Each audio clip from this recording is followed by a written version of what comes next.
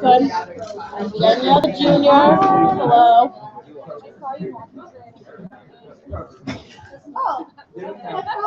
Oh my gosh.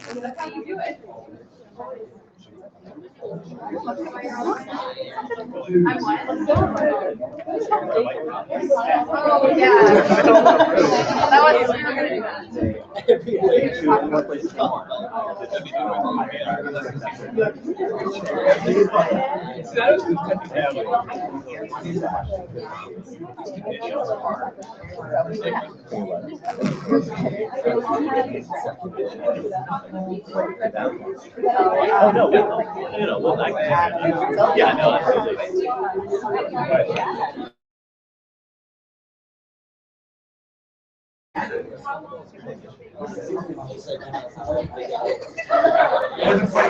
The chairs just like oddly like in the middle. Yep, guys, don't forget to bring Steph and Mariana. Oh yeah. I'll be first.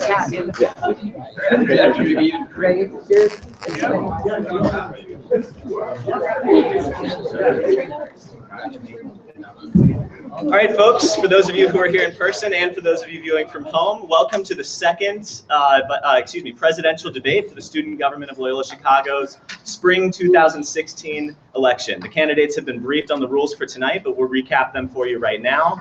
The candidates will each have a minute and a half to respond to questions in alternating order of questions that the election board has prepared and questions that you all will be able to ask. We'll hand out slips of paper for you to write your questions on.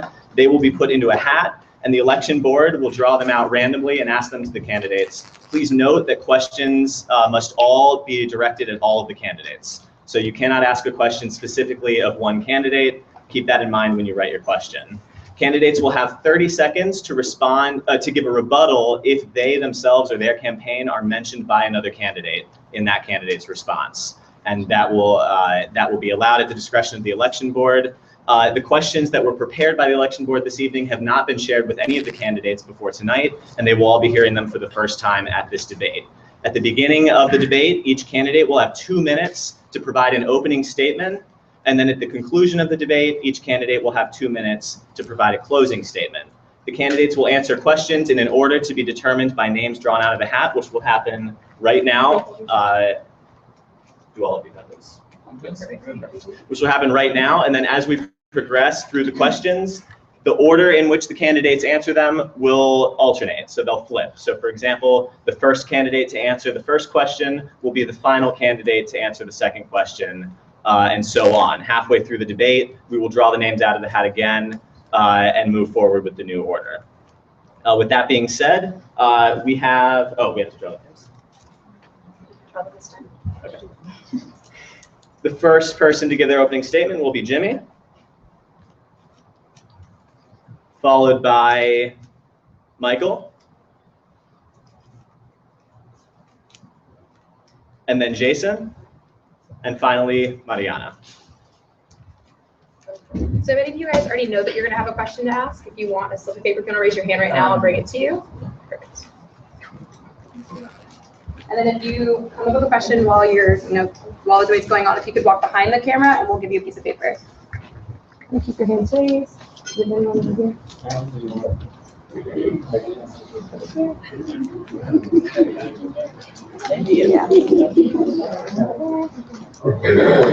Oh, sorry. All right. And I double. I cannot wait.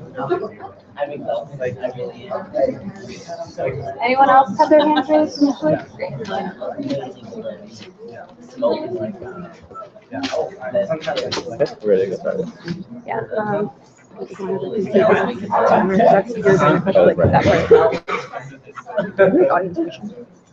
Yeah. yeah. Oh, please write as legibly as you can. Thank you. All right, once again, we're going to begin with opening statements, starting with Jimmy. And as a reminder, you will have 2 minutes, and you can begin now. Thank you. I want to start off thanking the SGLC Election Board for putting this together, the second debate. Very excited to have another discussion over some important issues. And then I saw Sister Jean's in the audience. I want to give her a shout out. Thanks for coming. Appreciate that. So my name is Jimmy McHugh. I'm running for student body president. My vice president is Craig Paulson. And our whole goal here, the McHugh Paulson Ticket's goal, is to unite the student body, to bring people together. We don't have former SGLC experience. We're juniors. And we thought we need to put some new ideas, a fresher perspective, a new lens to the table. We want to include more people, make student government more inclusive and accessible to the average student, the student who doesn't usually get involved and doesn't know how to get involved. To do that, we have a 5-point plan. 1, to effectively amplify student voice. 2, to establish productive and transparent dialogue between students and administration. 3, prioritize student safety amongst the Loyola community. 4, to strive for a more diverse community amongst Loyola. And 5, it comes back to the students, comes back to unifying everyone, having initiatives and events that make people proud to be a Rambler, to have spirit, to be excited the moment they step on campus. So that is what we're going to be discussing. I'm very excited about it. Thank you. Thank you, Jimmy. Michael, you have 2 minutes. Good evening, Ramblers. Thank you all for being here, and thank you for everybody watching at home. My name is Mike Flowers, and I'm running to be the next president of Student Government of Loyola Chicago with my vice president, George Henry. Our campaign, like everybody else up here, has a very similar vision. It's to make Loyola the best place for us to be. And we all have very similar ideas for where we want to drive SGLC and where we want the university to be when we graduate. However, the difference between a lot of us is it's how we carry out our actions. And George and I have a more combined experience in SGLC than all the other candidates. And with that experience, we really hope to carry out our vision, not just with our words, but with our actions. We have a lot of experience working with administrators. We have a lot of experience working with students and outreach and taking feedback and really putting that into action and creating tangible change that will be here when we graduate. With that, we really appreciate your support and hope for you that you vote for the candidate who you think will best further this university. Thank you. Thank you, Michael. Jason, you have 2 minutes. Good evening, everyone. A little more of us here. Also, it's a little quiet in here right now. This is exciting stuff happening. Something new is happening next week here, meaning new leaderships, new plans as well. And as we have discussed earlier, all of us are exhausted, but that means that all of us are here for you. Now, I have a statement here ready to go. However, I want to answer as many questions as possible. So let's get this running along, please. Thank you, Jason. Mariana, you have 2 minutes. Thank you. Hello, everyone. I'm excited to be here, and I'm excited to be able to continue to talk about how Adam and I want to continue to help and empower our students here at Loyola. Before I start, I want to thank these lovely candidates that have been here giving it their all this past week, because like Jason said, campaign week is hard. And getting the word out is hard and can take a toll, but it's nice to see that you all came out, and I just want to personally thank you all for being so active throughout social media and throughout all of our campus. It really is nice to see how people are talking about SGLC, regardless of what the ticket is, because that's something that SGLC we work for so hard, and this is the week that people are talking about us all the time. So I am very happy and excited to be here. I also want to give a shout out to our administrators that are here, because they took the time out of their day to sit here and listen to us. So I really, really thank you all for that. And yeah, like Jason said, I'm ready for all the questions that you all have. Thank you, Mariana. All right, the first question, and this will go to Mariana first. Sorry about that. In the first debate, we learned a little bit about each of you.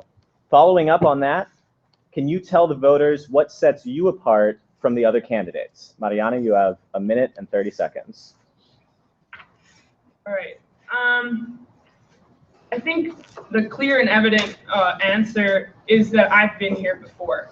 And that answer kind of gives me perspective that none of these candidates have. I've been able to see the VP position the first semester and then assume the presidency this semester. But I think what separates me from everyone here is that my passion really resembles my actions. I really try and make sure that whatever I do, it helps other people drive their passions as well.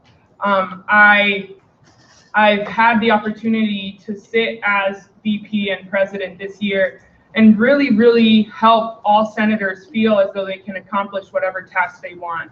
I've actively helped every single one of our committees feel as though they can reach out to us and they can feel empowered to serve. I actively seek out different groups on campus to make sure that they know that as president, I care for them. And Adam as well with his involvements. So I think the quality that separates me the most is my passion and how I strive to ensure that each student can also be equipped to make their passion a reality. Thank you, Mariana. Jason, you have 1 minute and 30 seconds. I have not been here ever.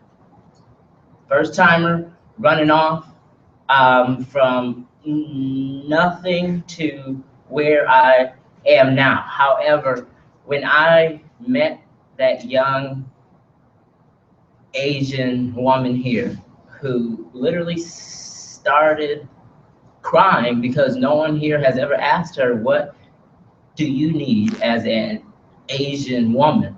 That was the moment I knew something had to be done. That is why I'm here. I'm here because I always listen and then take action. I have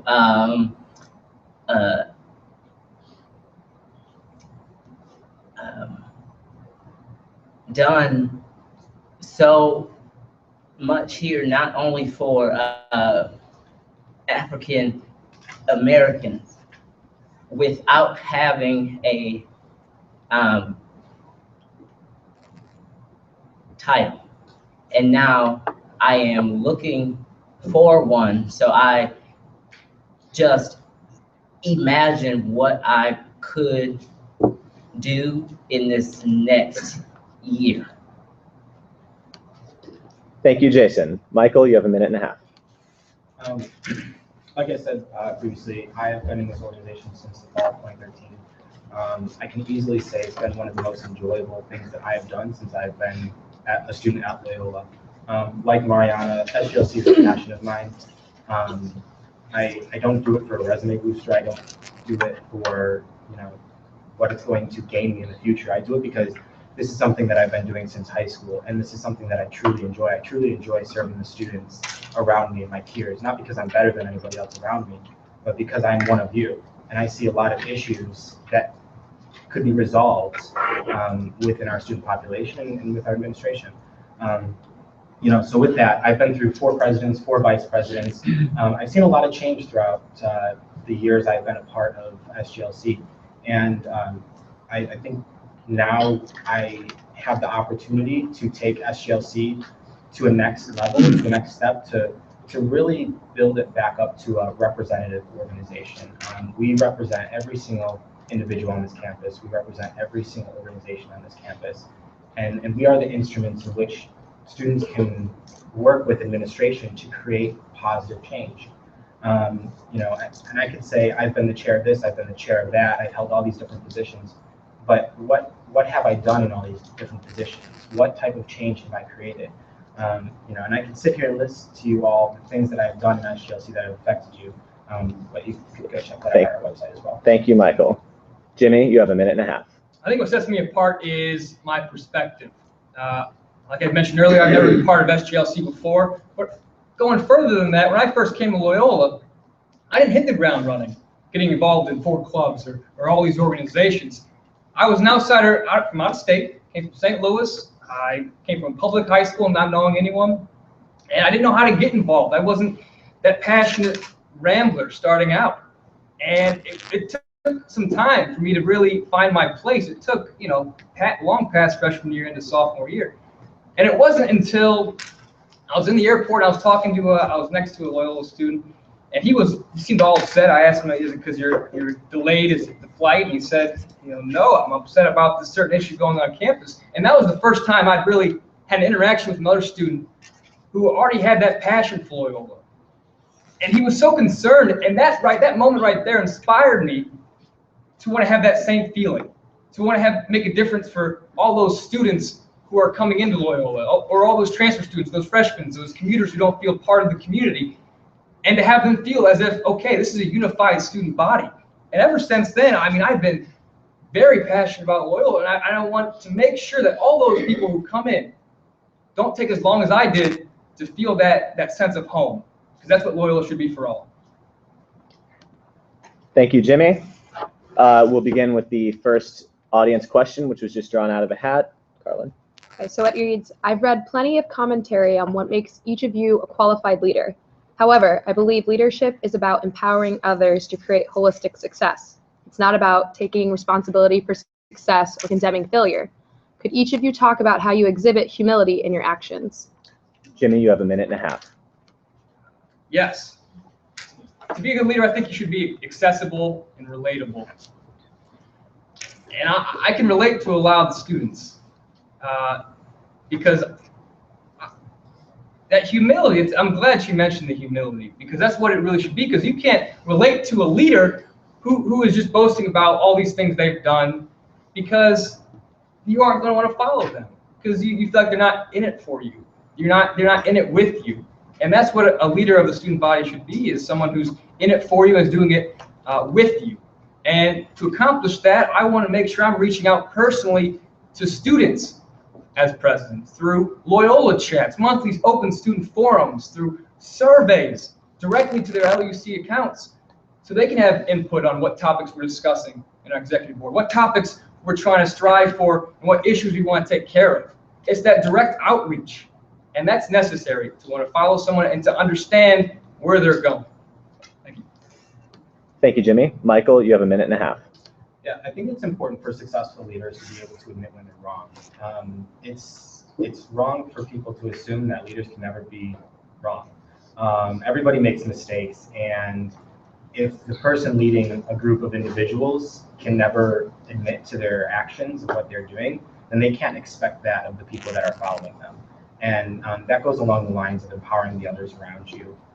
If the people that are leading an organization or a group of individuals are not setting high ambitions for themselves and not setting, lofty goals, then you can't expect others around you to do the same. And that goes within SGLC. It's hard for people at the top to say, well, we should all be doing this and you should be doing this. But if the people that are leading the organization aren't doing that as well, it's hard for all the other individuals to have that interest and that ambition that the leaders want them to have. So as president of SGLC, as my role as chair of the Residence Communities and Dining Committee, I always make sure that I empower my committee to do great things with the people that they work with when we're doing outreach, and all of our senators in Senate. It's important that we set high expectations for each other and hold each other accountable. Thank you, Michael. Jason, you have a minute and a half. Could you repeat the question, please? Yes, of course. I've heard plenty of commentary on what makes each of you a qualified leader. However, I believe leadership is about empowering others to create holistic success. It's not about taking responsibility for success or condemning failure. Could each of you talk about how you exhibit humility in your actions? Exhibit humility in my actions. I'm sure you can ask the admin here all I have done since last year. The list is long, but I have never taken credit. Why is that? Because when I see an issue, I act only because it matters to others here at this university. And when it comes to helping others, I cannot keep moving up and watch others stay here. Whereas what we should do every single day is help each other grow up to be the best them. Thank you, Jimmy. I'm That was sorry. Jason. Thank you, Jason. Mariana, you have a minute and a half. Can you repeat the question again? I'm sorry. No, it's okay. I- Okay. I've heard plenty of commentary on what makes each of you a qualified leader. However, I believe leadership is about empowering others to create holistic success. It's not about taking responsibility for success or condemning failure. Could each of you talk about how you exhibit humility in your actions? Is that okay? I think throughout this year and throughout my time in SGLC, I've seen how being so passionate and so determined to get something done on this campus, sometimes you're overwhelmed with a busy schedule and you just move like from hour to hour. Where will I go next? How will I do this and that? And I think over the past year and all of my time in SGLC, I've really made it my priority to ensure that I make time to just sit down and listen and sit down and make sure that students, regardless of who they are, feel valued and cared for. Sometimes when you get positions, sometimes you just forget that you're just another student. And I think if you ask any person that knows me, I really try and make sure that I find time to make sure that my relationships, my friendships are strong and feel as though they are part of this journey with me. So I think a leader has to have the quality of making sure that people feel loved and cared for. And that makes the best leader, because then the people around you want to rally, the people around you want to help you and empower you all, as well to enact change on our campus. Thank you, Mariana. This next question will go to you, and this was prepared by the election board. What does social justice mean to you, and how will that impact your role as the president of the student body? Mariana, you have a minute and a half.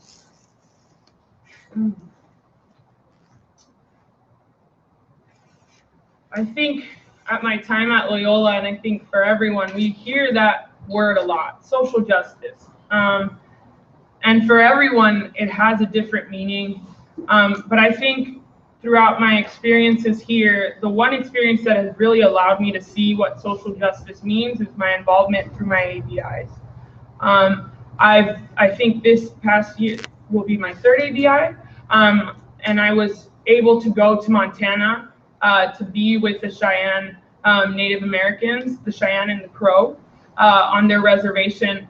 And it was, I think for me, social justice meant to just sit there and understand their story, to sit there and not act and want to be like, oh my gosh, how is it that this is happening to them? But know that, hey, they're happy and we can come here and empower them.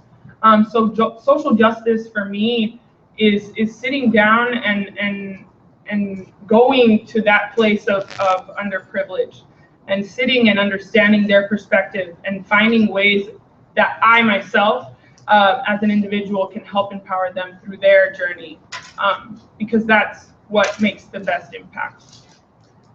Thank you, Mariana. Jason, you have a minute and a half.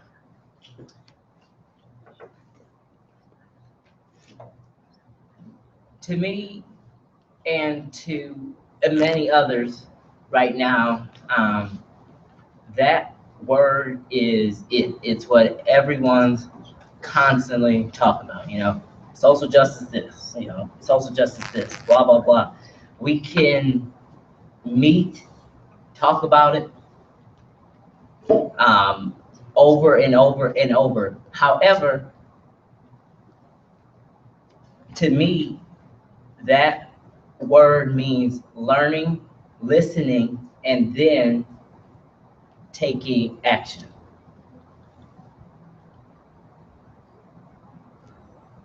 Thank you, Jason. Michael, you have a minute and a half. Thank you. Like the others before me have said, everybody has a different version of social justice, and social justice at Loyola is completely different than social justice at another campus or somewhere else in this world. For me, social justice for SGLC and for the students at Loyola means just everybody having equal opportunities, creating a diverse community, creating diverse conversations, and really engaging every single person, because every person's ideas matter. Their vision for what they want this university to be matters. Their future vision for themselves matters. And I think encompassing that into SGLC and utilizing everybody's ideas and bringing that all together is important when we're looking at furthering our organization and working with administration, because we talk about it all the time. Everybody's voice matters, and our commitment to the students of Loyola is that all students matter, all organizations matter, and all initiatives matter. It doesn't matter, in what context they are. We support everyone, and it is SGLC's responsibility to support every single individual on this campus. Thank you. Thank you, Michael. Jimmy, you have a minute and a half. Social justice really starts with making sure all voices can be heard and spoken. It's about like an equality of an empowerment of each person. It's easy to look at ourselves in a personal way, individual way, and feel comfortable with certain circumstances, and allow a sense of complacency with what the environment is in front of us. When we need to have a broader look, with knowing that there are differences amongst each one of us. We need to understand those differences, hear those differences, and make sure that each person has an opportunity to speak up. Each person has an opportunity to strive for what they want to strive for and be comfortable in the environment that we're all in. And we've had some demonstrations last semester that showed that there were some people who didn't feel comfortable in the environment that they're in. And when that happens, it shows that, okay, there were some parties that felt, okay, comfortable with their situation they're in, but there are others that are not. We must take an outward look at the environment as a whole, and not just as an individual, and make sure that we're taking this approach with the approach of understanding, with the listening, and a sense of engagement. Thank you. Thank you, Jimmy. We'll now move on to another audience question. So Jimmy, this is for you first. Looking back, what is something you feel SGLC has done well or is working positively towards on our campus right now? So just recently, actually, demonstration policy was changed and was updated. And that was a positive positive step, and SGLC had a big part in that. And I do appreciate the work that they did. I know they had a lot of open forums for people to speak. I know they had a lot of time spent on working on resolutions and policies to bring up to the administration. And through that work, a result was shown. And I think that was very positive, and I'm very grateful for that. Thank you, Jimmy. Michael, you have a minute and a half. So going off what Jimmy said, I actually co-wrote the demonstration policy that SGLC passed and sent off to the administration. I was the chair of the demonstration policy review committee, brought together a variety of individuals, diverse group of people from different organizations to review that legislation, which we then sent to University Senate. It was probably the best thing that SGLC has done since August of 2015. It was an honor to be a part of that legislation, writing it. Myself and Senator Jake Dunbald wrote it, and then we had a group of individuals that revised it. And you know, that really, we had a time constraint, we had an issue, and we took action. And that's what SGLC should be about. And we need a leader that can do that more often. Thank you. Thank you, Michael. Jason, you have a minute and a half. I agree, totally. We and notice that this was an issue for many students, and we took action. However, I think we need to say that this policy would not have passed without the help of so many student activists, some who are in here now. It would not have passed at all. Thank you, Jason. Mariana, you have a minute and a half. Yes. I'm sorry. Looking back, what is something you feel SGLC has done well or is working positively towards on our campus right now? I think the demonstration policy is obviously a product of student voice, but I think for me, and the reason why I was inspired to join student government was the creation of the Magis Scholarship. I had the privilege of being able to be in one of our learning communities and have Flavio Bravo be my learning community assistant, and seeing how passionately he talked about the Magis Scholarship and how many students it would affect, how many people we were going to be able to reach just with $2.50.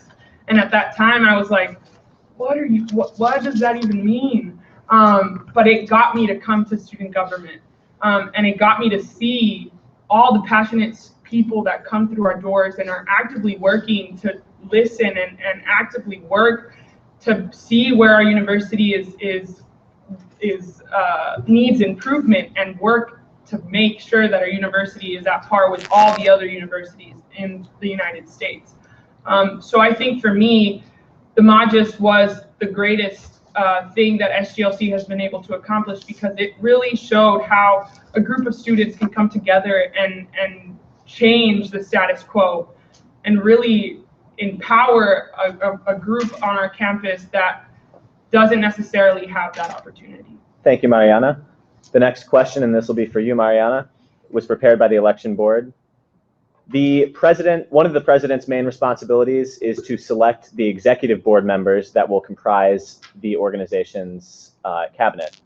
How will you and your administration go about selecting those individuals? You have a minute and a half. So I think this year, when all of these appointees happen, one thing that I personally sought out, because all the people that apply are more than qualified. I think it's amazing to see the people that decide to embark on this journey with the people that are elected. But I think the one thing that Adam and I will strive to look for is how they have really acted on their Jesuit education and how they've incorporated that Jesuit education with their actions. And it really does come out in the way that people speak, in their intentions, in the way that they present themselves. And I've been able to see that throughout the course of my time at Loyola, and how people are humble with their words and the usage of how passionate they are with their Jesuit education. And it's more than just acting to be the CCO or acting to be the CFO. It's because they know that their Jesuit education has prepared them for that. And it comes out through their words, and that is what Adam and I will strive to look for when we look for our cabinet. Thank you, Mariana. Jason, you have a minute and a half. When I look, I want to see color, shades. I want a cabinet that looks like everyone here. And also, I need people who will have time to do one simple thing, and that is listen. Thank you, Jason. Michael, you have a minute and a half. I think when selecting the executive officers for SGLC, it's important to reach out to all the leaders of the organizations on campus, because they're the ones that work with a large amount of the student population, and they're the ones that are experienced in the organizations that they're in. They have a diverse leadership background, and going off with what Mariana said, it's important to incorporate individuals that align with Loyola's mission as well, because Loyola and SGLC have a very similar mission. But when we're selecting the executive team, it's important to remove bias. It's important to include their experience and what they can bring to the organization, and how they can connect SGLC to other organizations, and how we can really incorporate more of the LUC community into SGLC, because that's what the executive team is about. It's not just about the individuals that are on that team. It's about how those individuals can reach out and bring information and feedback back to the organization. And that really creates the discussion and the overarching goals of the organization. Thank you. Thank you, Michael. Jimmy, you have a minute and a half. I think it's very important when selecting a cabinet to connect it with the students. It should connect SGLC to the students, not organizations, first to the students, to reflect the students, to have a diverse cabinet, reaching out to the Multicultural Center and giving contact information, making sure that the positions that are open are marketed out to everyone. We need to make sure that everyone knows that these spots are open, so we're pulling in people who have never even heard of SGLC or know where the office is or what positions there are, what there is to do. They need to know that, there is a place for you, even though you maybe not have that experience with being a leader of an organization or had experience with SGLC. We need to bring in students who haven't been brought in before. And that is the way, and that will lead us to connect SGLC to the students. That will make it a representation of the students. It will connect the body with the people who we're supposed to give voice to. So thank you. Thank you, Jimmy. This next question is an audience question, and you will answer it first. Okay, so it reads, what makes Loyola home for you? You have a minute and a half. I would say the people. Each person that I've had the opportunity to interact with at Loyola has a different perspective and a different background than my own. When I first came to Loyola, that was the first thing I recognized, that people, there are people from different cultures that grew up in, that grew up in Serbia, that grew up in things that I didn't even imagine. And then to hear their perspectives on certain issues, current events, it's fascinating. And in that interaction, it helps me grow as a person, helps them grow as a person, and it provides a stronger community, because a group of people who all have the same background, you can't learn, you can't grow. And that's the point of being at this institution, is learning and growing. And that all starts with the people. It all starts with the students. That's what makes it home for me. Thank you, Jimmy. Michael, you have a minute and a half. I would have to agree with Jimmy. I think the people at this university are really unique. I've visited a lot of different institutions in the city of Chicago and around this country, and the people at Loyola are just very, very unique. We all are very kind, we're very welcoming, we're very respectful of one another, and that for me really makes this place home. But also I love learning, and I love learning different perspectives. So I could look at somebody over here, and somebody in the back, and everybody's thinking different things, and everybody has a different outlook on life and what their ideals are. And for me, learning about each and every individual on this campus really makes me feel at home, because I learn more about myself as well. And I think we could all say our personality can definitely evolve since stepping on campus freshman year to when we're getting ready to graduate. And that to me has really made Loyola home. Thank you, Michael. Jason, you have a minute and a half. I am from a small town in good old Wisconsin, where everything looks the same, everyone looks the same, everyone thinks the same, everyone does everything the same. However, when I moved here, it was literally an explosion. What makes this home and is the awesome people. Everyone here has something unique, but also let's move a little bit wider. Chicago just has so much food. I love the food here. Where I'm from, all you can eat is American, Applebee's, Olive Garden. Whereas when you're here, I have never had, Thai and, blah, blah, blah. So all of this, I think this will be my home for the rest of my life. Chicago is wonderful. Thank you, Jason. Mariana, you have a minute and a half. So I'm originally from a border town in Texas, and my family is everything to me. I think the Mexican culture is something that it's known for. So coming to Loyola, it was hard to leave that. It was hard to leave my security and my comfort zone. And I came here because I had the desire in my heart to become a better person for this world. And that's why I came to Loyola. And when I came here, it was very hard because I didn't have my friends, I didn't have my mom, I didn't have someone to come home to that made me food. It was hard. But my freshman year, I made the decision to challenge myself, to expose myself to different people. And each year, I was in a different group trying to figure out a new family, a new group of ways of thinking. And we've all talked about how students here at Loyola are unique, but I think what makes us unique is that we're passionate and we're driven. And that is what makes us different from every other Jesuit university. Every other university in the United States is our passion and desire to want to change the world. And that is what fuels me, and that's what makes me feel at home here. That's what makes me want to wake up every day and do stuff. Because students here really care about this world, and we're actively working through sustainability, through social justice issues to make sure that this world is a better place. Thank you, Mariana. At this point, we're about exactly halfway through the debate, so feel free to take a very quick break, get some water, get some more pizza. We're going to draw the names again and change the order at this point. Let's get some diversity.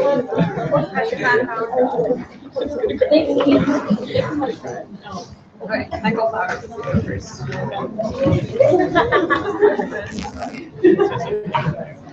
Oh, Michael Flowers is going first. Jason is going second.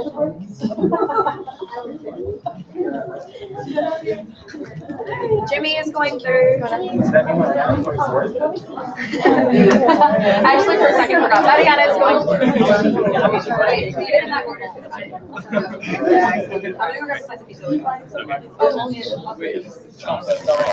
If anyone, would anyone else like a slip of paper for an audience question? I don't know exactly. But like, I graduated.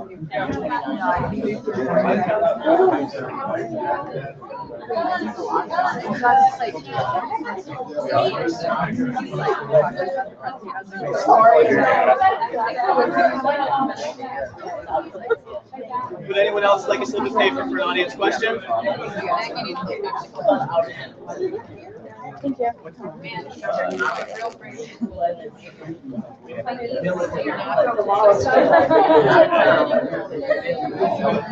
All right, folks, we're going to get started again. If everyone can take their seats. Do you want to restate the order just so people are clear? So again, the order was just redrawn, and for this next portion of the debate, questions will begin with Michael, followed by Jason, and then Jimmy, and then Mariana.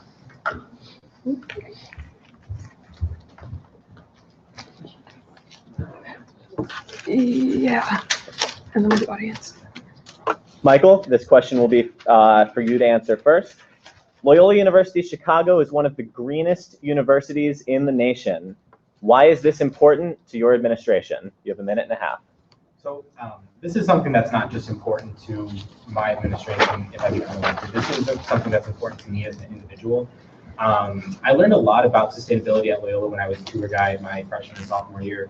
And it was really interesting to learn about all the different things that Loyola does to be sustainable.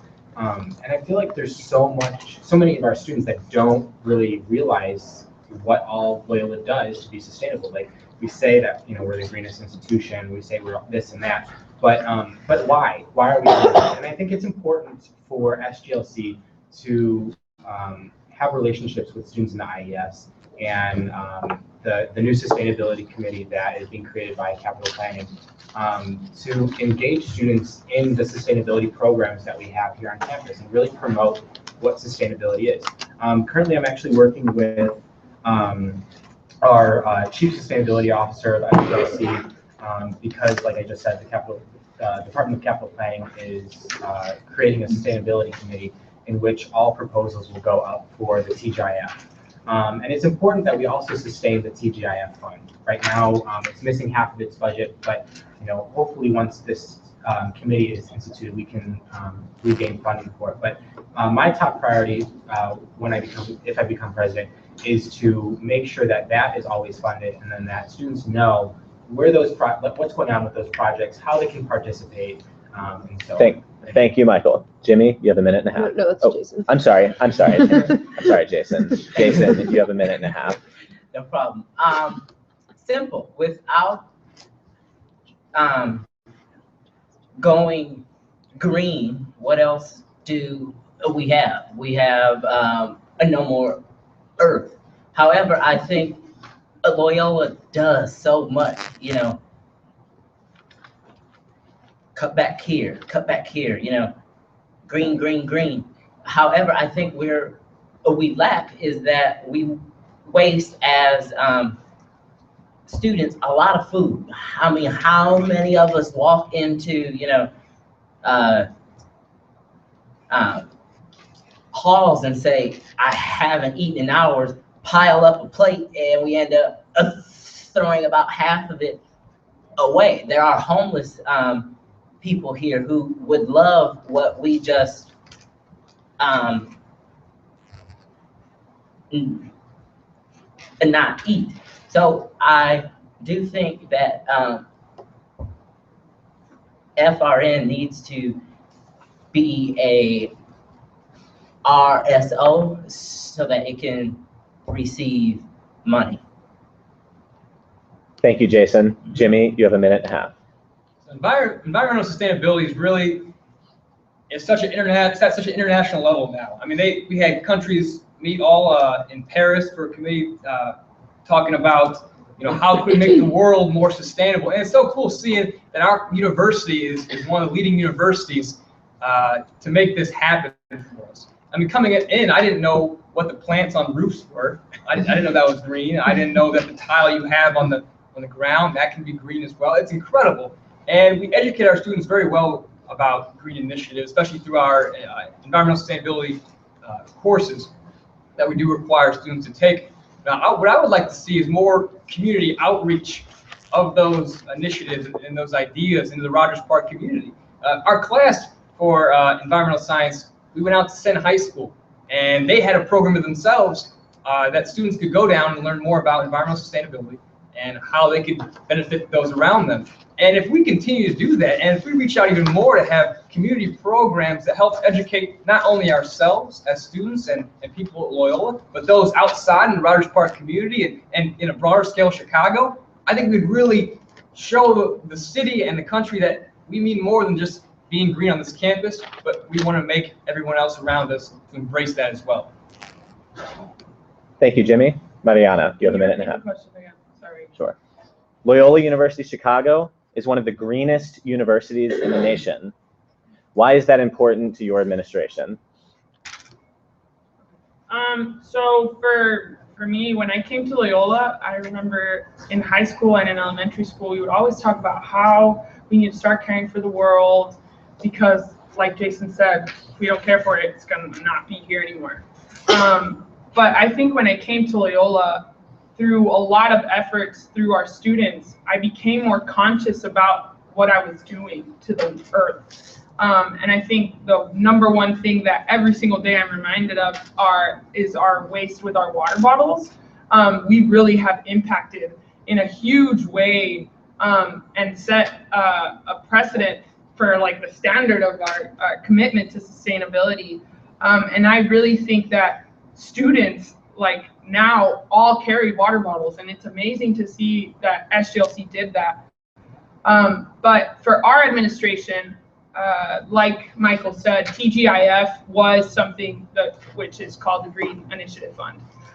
It was created for students to come and have ideas in order to enact sustainable projects on this campus. And like Michael said as well, facilities is planning to create their own committee, but student development has also actively worked to make sure that it's sustained within SGLC. With our administration, we would continue to fight and work with the current I forgot. Sorry. Mariana? Thank you, Mariana. Thank you. We'll now move on to an audience question. All right, it says, and Mariana, we're going to start with you. Please pick the most important pillar/point of your plan, and how will you actually implement that goal? You have a minute and a half. Okay. I think for me, the most important is commitment to excellence. Adam and I have talked about this a lot throughout the debates, but my time as serving as VP and president, I really saw how leadership became positional and a competition and was taken into a way that really wasn't creating any impact. And so for me, I think committed excellence is just making sure that students are supported with their passions so that we can create huge impact here, because we have the resources and we have the support from administration, but we need to be able to help students understand what avenues they must take in order to enact that change. So out of all of our pillars, committed excellence is the most important because it gives beauty to the student. Thank you, Mariana. Jimmy, you have a minute and a half. The one that it comes down for us is student unity. Without that one, the other ones fall apart. That's what we're here for. That's what the audience members, that's why you guys all showed up, is how can we get people as a community at Loyola? How do we get people together? And what we want to do is we want to have initiatives and events that bring people together and be excited to be a Rambler. Because if you are able to build spirit and pride amongst Loyola, it empowers each and every student to want to then participate even more within the community. We want to have initiatives and we want to have events like dollar hot dog nights at basketball games. We want to have an event that is like Colossus, but is outside and people around the country know about it and want to be excited. A day of the year that we can have on the beach, have a great time, bring a big person in, and also on a more school, classroom setting, an event having guest speakers come in, having people like Colin Powell we had earlier, we had Ron Manuel come in. There were fundraisers and students were able to hear them speak We want to have these officials come in and speak to students and inspire them and know that, hey, they came to Loyola. They made us excited about being Rambler and what we can do outside and once we graduate. So it's about those events, those initiatives, and bringing people in to speak to students, that'll unify students, and then empower them even further to want to participate. Thank you. Thank you, Jimmy. Jason, you have a minute and a half. I think all of us up here think we know what we're doing. Yes. However, do the students have a say in what's going on every single day? I've learned throughout this week that many students don't necessarily know where the office is. They don't know who to speak with. And that's an issue, because if I have an issue, I'm supposed to speak up about it, but I'm not sure who to speak with. So what we want to do is have open office hours. We want to have a monthly meeting with all of the university, and I would require everyone to at least spend an hour where you do nothing but speak with students. Thank you, Jason. Michael. So I think we can all come up with a bunch of great ideas for how we should move SGLC forward, and think of a bunch of new ways in which we can engage students and how we can get people excited to be Ramblers. But it's important to take a step back and look at all of the mechanisms that SGLC already has in place that are being underutilized. There's a lot of mechanisms in which we reach out to students that are underutilized. And that's just because maybe we're selecting the wrong people to be in those positions, or we're not engaging enough students to get the word out. So that's why I think it's extremely important for SGLC to be transparent, to collaborate with every organization on this campus, to collaborate with administrators, and also to have trust and respect for everybody that we're working with. When we're working with administration, it's important for us to respect them, and it's important for them to respect us. It's important that there's mutual trust as well. Right now, I think a lot of the students have a lack of trust in the administration. So priority number one is to regain trust in them so we can work together, so we can collaborate and be transparent with our ideas. We can't get anything done if we don't have all that in place. If nobody's willing to work together, if nobody's willing to collaborate, we can't make any change whatsoever. And I think that would be priority number one for George and I. Thank you, Michael. This next question is another audience question. How will you use your role to reach out to and empower the Rogers Park and Edgewater communities? Michael, you have a minute and a half. Yeah, so there's a lot that we can do as far as reaching out to the communities around us that we're not really doing. We have two aldermen, one for Rogers Park and one for Edgewater, and I don't think we ever communicate with them as far as SGLC goes. And it's important that we bring them in more frequently to meet with them and realize what's going on in the community and engage students in the areas that we live in. And that goes hand in hand with safety as well. You know, we could create all these new safety precautions, you know, around Rogers Park and Edgewater, but if we're not learning about the communities that we're living in, we can't be informed about what's going on. So I think reaching out to the aldermen and being present at different community events and bringing the community into Loyola events is extremely important, because we're living in their community. We're living in the city of Chicago, and there's been a lack of engagement on SGLC's part in working with the community. We had a community forum, and it was majority students, and we really need to start reaching out to the community members that live in the Rogers Park and Edgewater area. Thank you, Michael. Jason?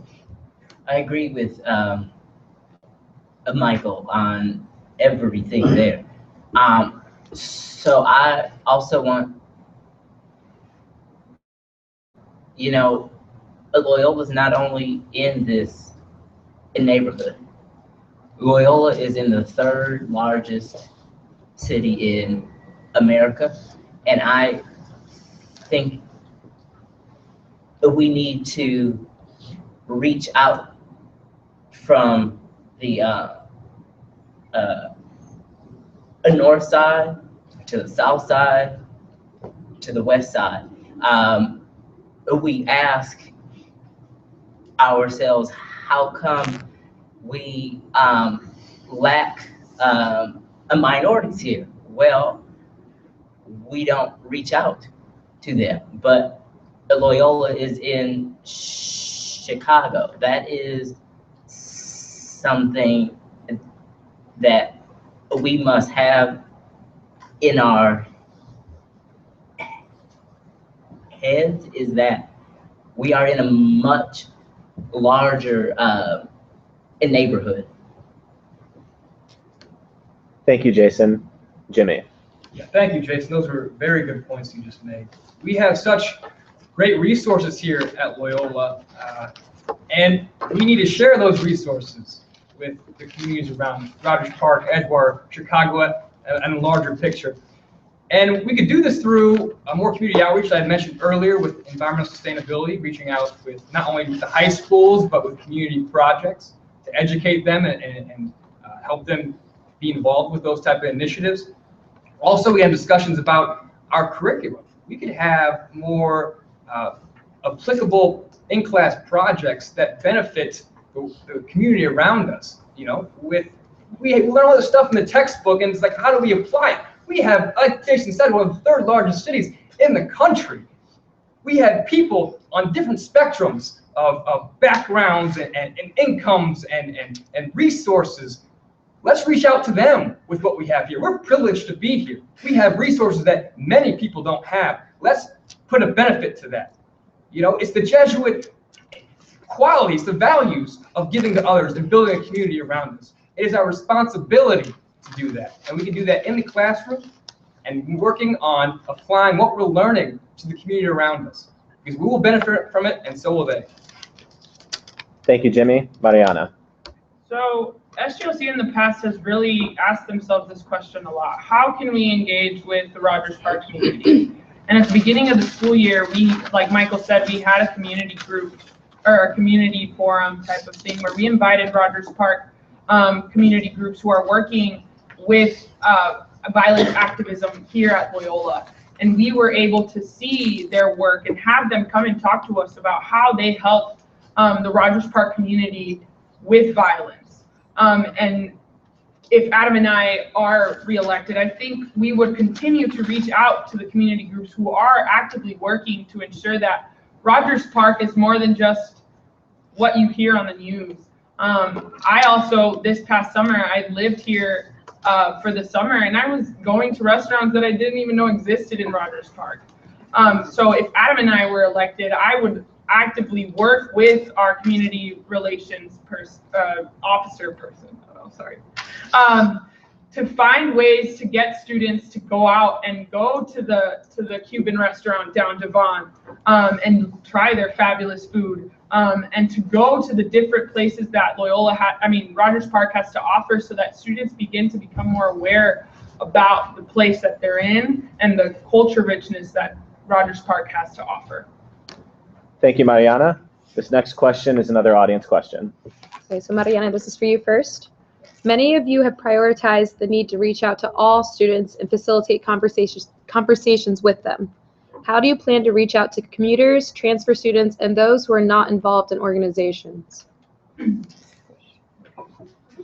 I think right now SGLC is working with that question. Our academic affairs committee is working with student development to create a website where students have more accessibility to reach out to us as SGLC and to administration and to different professors, so that we know what students want. SGLC is aware that not everyone has the time to take out of their day to voice their concerns, because you have to work or you have to go commute and go back to school. So our academic affairs committee is actively working to create a website to facilitate those conversations. And if we are elected, we would push to make sure that that is fully made, and we continue to have those avenues for students to communicate with us. We also actively work with our neighbors, which are our commuters, to make sure that they know that we're here, and that they know that we're here willing to listen to them, so that the door is open at all times. Yeah. Thank you, Mariana. Jimmy? So I have been that student who wasn't involved in a lot of organizations. And so I know what it feels like to not be involved with the Loyola community. And that helps me kind of relate to the student body we're trying to reach out to. I have a good friend who's a commuter student who gets an email maybe once a month that is sent out to all commuters. And it's about, hey, how do we get together as commuters, SB1? It should be bigger than that. It should be, SGLC should take a role and a position that doesn't look down on those who perhaps aren't on campus the whole day, or who aren't at 3 clubs throughout the week. We should not look down, we should be with them because we represent them. That's what it's about. It's an empathetic look that we should have taken an approach with, not a sympathetic one, not, oh, I feel bad you're not involved, you know, how can we get involved? Because just telling them that does not inspire them to do it. It's about creating a culture, an attitude from the top down that everyone is welcome. Even though that you don't feel like you want to get involved in certain things, you're still welcome here. And to make them have that sense of home is necessary. And it starts from the top to the bottom, that attitude, that culture that is set. And that's what the Q Pulse Ticket will do. Thank you, Jimmy. Jason? Could you repeat the question? Sure. Of course. Many of you have prioritized the need to reach out to all students and facilitate conversations with them. How do you plan to reach out to commuters, transfer students, and those who are not involved in organizations? Sure. Well, we need to reach out as soon as they get here. Why wait? We know that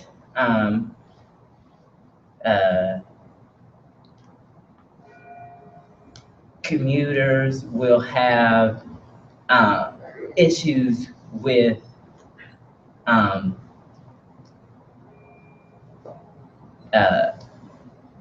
hearing from us. So why aren't we reaching out the moment they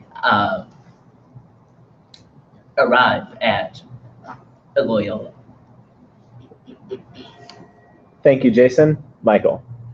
So like you asked us earlier, why is Loyola home? What makes Loyola home? I think it's important that all of these students can call Loyola home as well. And it's hard for commuter students to call Loyola home because they're only here for a certain period of time. Transfer students, they come in, where do they go? Where do I meet people? As the current chair of the Residence Commuters and Dining Committee, I have a weekly meeting with one of the commuter ambassadors. He FaceTimed into our committee meeting, and we discussed with him what's going on with commuter students, as he is a representation of the commuter population. And over this past semester, we worked with the commuter students, and we were able to secure them a new commuter resource room. It's actually right next to the SGLC office. So we're taking those steps to make commuter students feel like they're at home. And it's important that we do that for transfer students and students that are not active in organizations as well. And that SGLC take a more productive role in reaching out to students that are not active and encourage them to go to the organization fair and encourage them to participate in different events away on campus. You don't need to be a part of an organization to be welcome at different events. You're a student here. You have the ability to be present anywhere you want to be. And it's important that SGLC fosters that type of community here at Loyola, not only for commuter and transfer students, but students that aren't as involved as we all are. Thank you, Michael. This next question, another audience question. How will your administration make sure students know who their student reps are? Michael. So I think it's having people in positions that properly know how to communicate information. We've had people that have been in SGLC that are not as experienced as they should be to communicate that information and to really utilize the newest technology to communicate what's going on in SGLC and who is representing them. We have a website that probably 5 people look at a month. We have a Facebook page that less than a quarter of the student population actually likes. So how do we create new feedback mechanisms that are actually being used by students? And that's something that's important that the next president and vice president look at when they are creating their team of individuals to be on the executive committee. It's important that people have experience, maybe looking out to students that are working in the communications department. They have a lot of experience with design and outreach and things like that. So really looking at all the different mechanisms of feedback and communication that you all know what's going on in SGLC and who's representing you, and making sure that everybody in SGLC is present at different organizations' events as well. Thank you. Thank you, Michael. Jason. Excuse me. Yes, Michael hit that on the T, literally. However, what I want to say is that if anyone looked on the web page, you still wouldn't know who to speak with. So let's say I'm a junior here. Senators are not listed by class, and also there is no emails for anyone either. So simple to large. Thank you, Jason.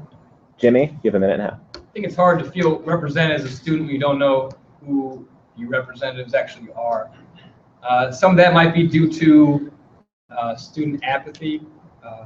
We only have, on average, about 25% of students turn out to vote for their representative. So to really fix that is, like I said, setting that culture, that environment that you want to be involved with the community. You're proud to be part of that community, and it might bolster that participation. On top of that, it's a matter of reaching out to the students as the body, the governing body, through press releases, letting them know what we're doing, through surveys so they have direct participation and an opportunity to access the topics that are being discussed and push forward. So it's that outreach that we need to create. And it's bringing in new people to the cabinet that aren't normally in that group, that inside group of SGLC. It's about bringing people out there who are on different corners of campus who would represent different groups who haven't been felt represented in the past. Thank you. Thank you, Jimmy. Mariana. Can you repeat the question? Sorry. How will your administration make sure the students know who their student reps are? I think it really isn't much about senators being listed or not listed. I don't think that should be an excuse for people not reaching out to SGLC. I think it's more about revamping our communications team. I think SGLC, every single committee does its job to make sure that students know that we're out there working. Every committee is tabling, every committee is reaching out to their prospective interest groups to get feedback. But I think our communications team, when Adam and I joined, we added a new communications person just dedicated to our graphics to make sure that our graphics were more appealing to students so that students would want to click on the picture. Because at the end of the day, when you're scrolling, you don't want to just see a paragraph, you want to see graphics. And when Adam and I assumed our positions, we saw that that was important. As small and minimal as that was, it was to revamp our communications team so students knew exactly what was happening, because that is where we're lacking, and that is an area that SGLC needs to be stronger at in order to be able to know that we exist. because students and senators are more than willing to reach out and do their part. Thank you, Mariana. Jason, would you like a rebuttal? You have 30 seconds. Thank you. Well, if it's not listed online by who I should speak with, then I'm lost. We need emails, numbers, times, office hours as well. Thank you, Jason. The next question, and this will be our final question in the interest of time to allow for the closing statements. This is another audience question. Okay. We're going to start with Mariana. How do the identities you hold enable your leadership style? Okay. I think if you ask anyone that knows me, being from a Mexican background is my most important quality and identity. It really, really drives my way of approaching people. Family is the most important thing. And over the past year, that's what I've tried to incorporate to SGLC, working with our internal working so that our own people feel as though they belong to something. Because we found, or I found, that at times senators would just feel overwhelmed and be like not committed and leave because they were just like, oh my gosh, what am I going to do? And so when I assumed my position, that was my priority. And if you talk to whoever is in SGLC, I have made that a priority to make sure that every single senator feels as though they are loved and cared for, so that they can then continue to hear students and empower each other to enact change on this campus. Thank you, Mariana. Jimmy. For the person who asked that question, could I have them kind of elaborate on what they're... Person still here. Ask that question. Is this any of your handwriting? No? Okay. Unfortunately not. I'll just take my own interpretation of it. I guess what they mean by identity is a set of values. And my set of values that kind of drive my leadership is a sense of family and friends and community. You can't lead someone or a group of people if you don't feel like you're part of their community, or they don't feel like they're part of your community. It won't work. It doesn't happen. They won't follow you. When it comes to family and friends, you need to have a grounding, a sense of loyalty to another person, a sense of listening and understanding of another. Without that, you can't have productive conversations or dialogues about tough issues that need to be discussed. And family, you always have to have those priorities about where you came from, who you are, what you believe in. So that if you have that self-identity, you can then have those discussions with others to perhaps learn more and grow as a person, rather than just stay secluded. Thank you to whoever had that question. They have to look at this and scream. Thank you. Thank you, Jimmy. Jason. Being a minority, I relate. Being a majority as well, I can also relate. It's just that my skin is, a little bit darker than most. But yes, I am half and half. However, I think what I want to point out is that I am human first, and humans need to therefore love each other. Thank you, Jason. Michael.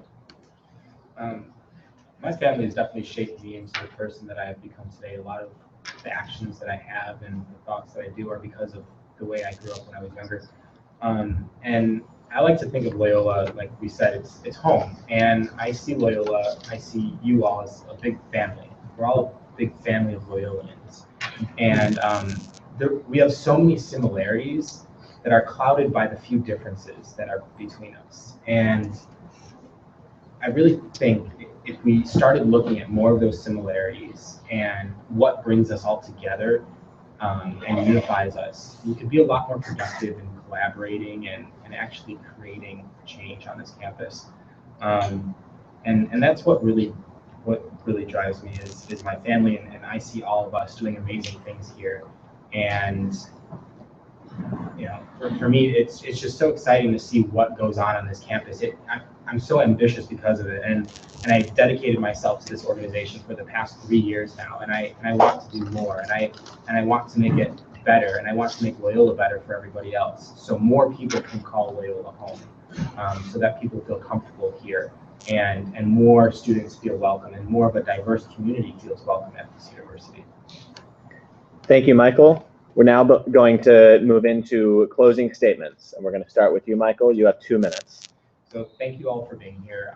George and I extremely appreciate the support from every one of you. At the end of the day, our campaign's not about us.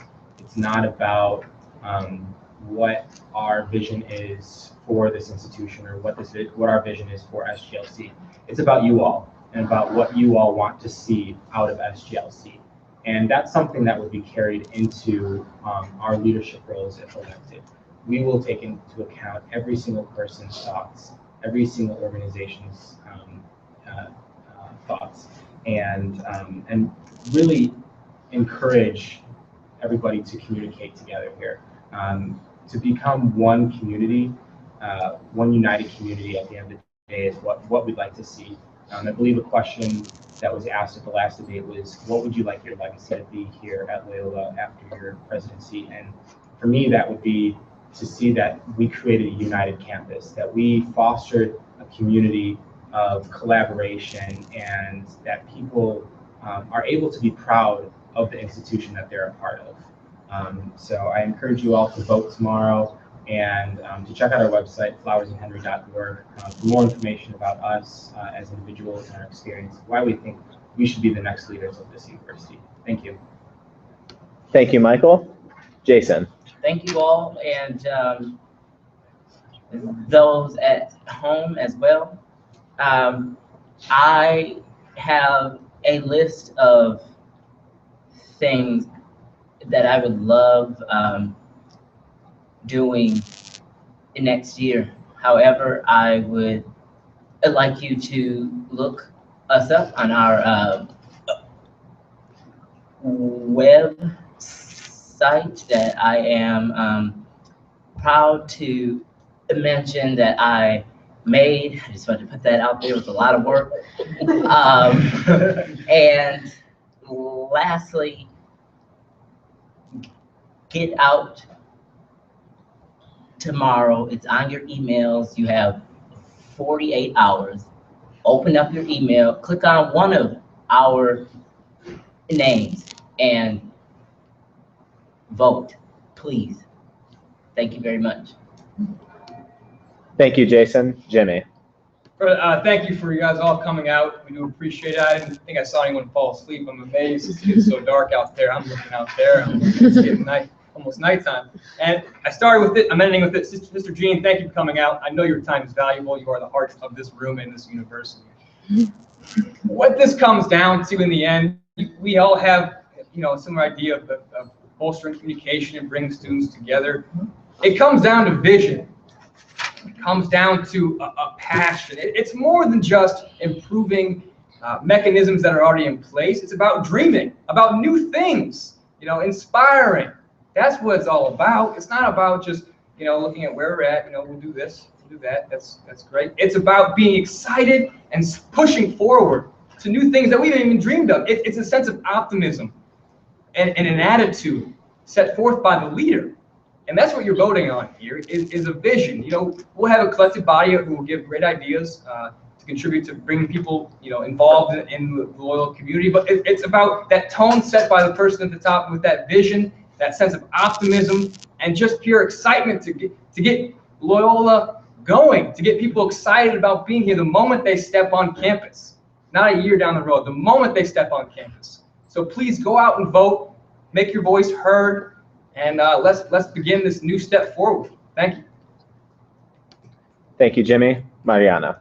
So again, like everyone said, thank you all for coming here. It's very, very exciting to me to see student engagement be at a super high level this week. Like I said at the beginning, SGLC does a lot of work, and this is the time where people get to know who we are, which is great.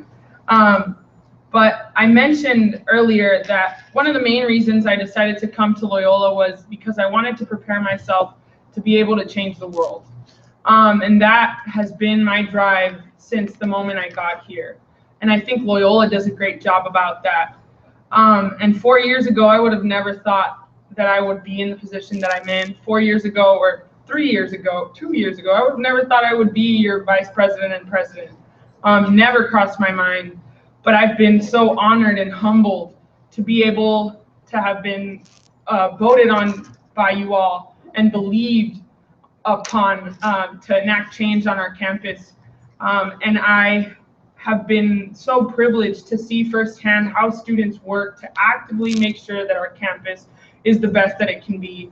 And I'm here just making sure that students are heard. That's what I do every single day that I wake up. So like everyone said, I really encourage you all to vote. It's just a click, takes 2 seconds. I think the highest voter turnout we've ever had was 28%. And we want it to be more than that because we want student voice to be heard on our campus, and it starts with you all.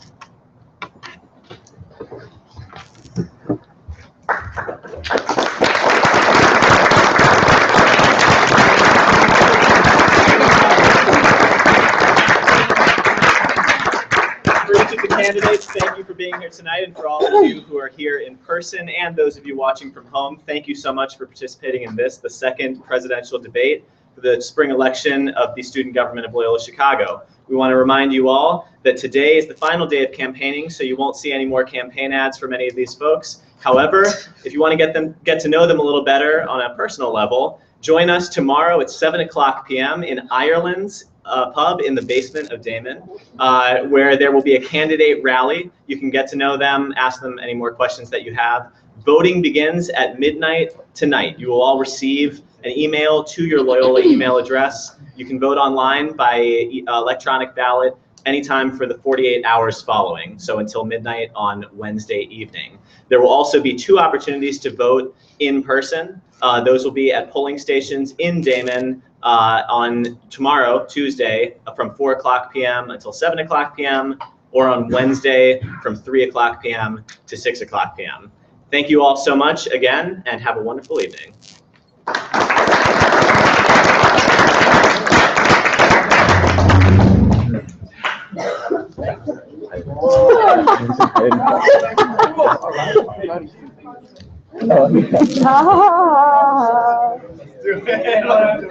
Oh yeah, you guys, hey, wait, pause, I'm so sorry. You guys, we want to click off more of you.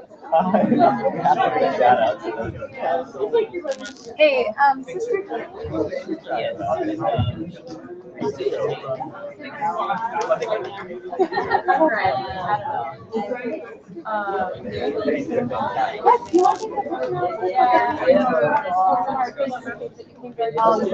With all of them.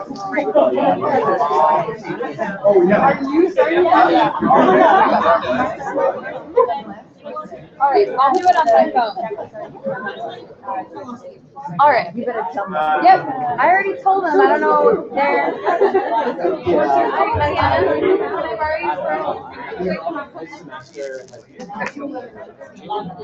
I agree with that.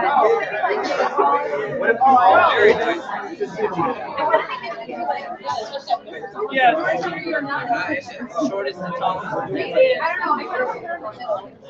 So then, I don't know. You guys do whatever you want. then they should get it. Whatever you guys Yeah, think. I'm not. Whatever you think. All right. Okay, I'm gonna do a couple. Okay. Okay, 1, 2, 3. Okay, let's see the Rambler too now. Oh, you gotta give Sister Gina here. She can't do it. Okay, it's all That's okay. No, she's It's okay. okay. Oh, that's so cute. Oh, okay, great. Wonderful. Thank you so much, you guys. Thank you.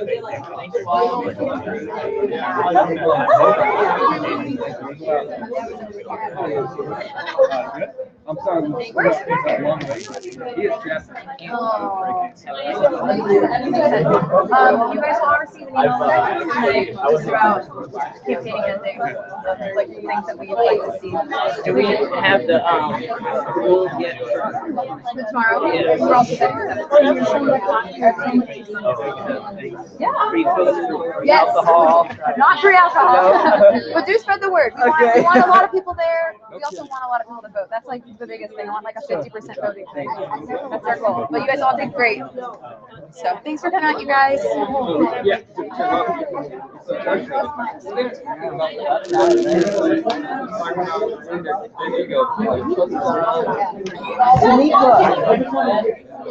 I should have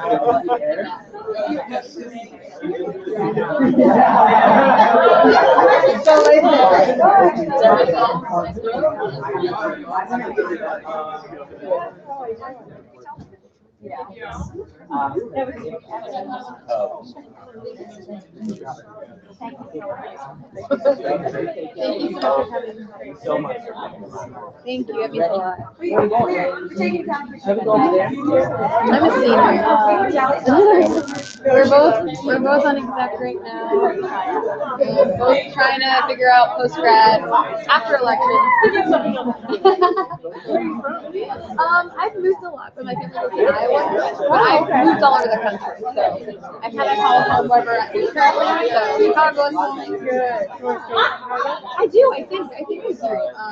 Definitely don't want to move back home. I feel like I'd be moving backwards. Where in Iowa? Des Moines, Iowa. So it's not like it's like in the middle of nowhere. Right. It's actually a really great place, but I feel like it's really cool to be a young woman in the city, and I really like it. So,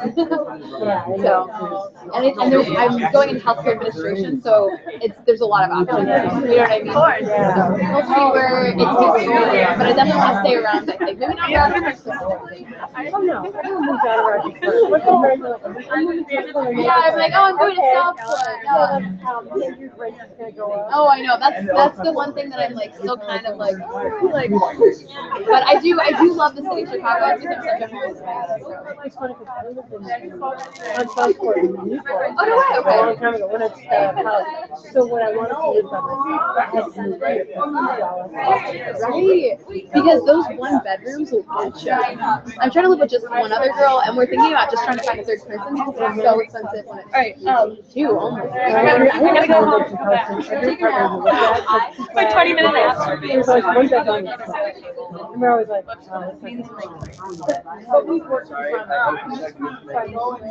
Yeah, no, that's like the next step. I honestly really do just need to like sit down. What's really nice about going to Loyola is random like that. I feel like people don't like realize that much because it does have like jobs for full-time jobs. So I think that's something that I've been looking at LinkedIn. Trying to like, I don't know, find time to like brush up my resume. I really do. I'm staying here to maybe try to actually finally do some stuff for like personally, like elections has been my life for the past. I know. It really is not, and I feel like hopefully everything, I feel like everything happens for a reason, so everything will work its way out. It's fitting. I mean, there are more of us who are just the most different, which is hard because people can get mad and say, well, where is everyone? But I can't pull other people. I can't force someone to come to something. And I just don't know. Yeah. We're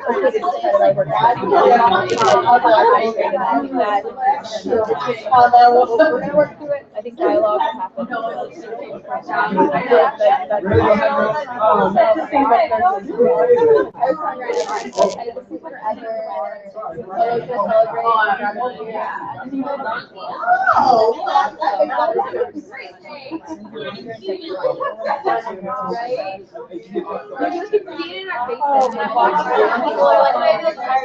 People are walking. Yeah, I like walk a little slower, drag a little.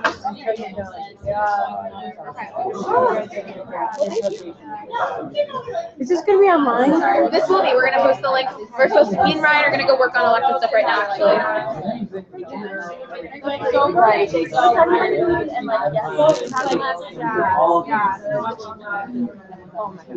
I'm like dying.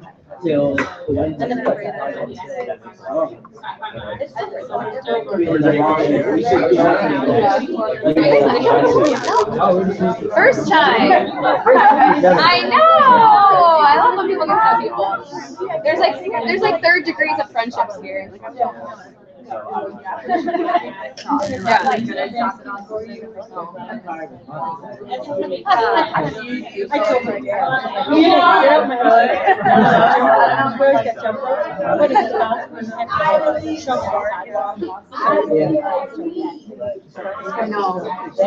All right, sure, you're welcome.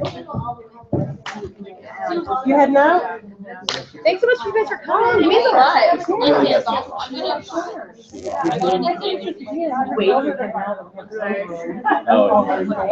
Everything is happening over here. Nice to come here. Carlos, quick question. Sure. Does this mean, I mean, I know you're sending out email tonight, but Yes. does this mean that we have to have all of our Materials. posters down by? Me and Ryan 11:59? were just talking about that. I mean, we can take down our posters now if you know, I think that the clean decision. if you need us to do it. I thought if we were gonna leave the Facebook pages up, we were just gonna leave everything, we just can't have it. That nothing new can happen. Nothing new. We'll consult with the rest of the board and we'll send something out. Yeah, Sabina just Okay, sure. Sabina just texted me actually. So I will, yeah. No we'll more talk about posts about anything. At the very least, no new posts after. I'd say no new, I think it'd be a lot to ask to take all of our Facebook pages. I mean, like, what if someone wants to do research, you know, during the program? Okay, and then lastly, but what if we wanted to push about tomorrow evening? You know? You, Could we so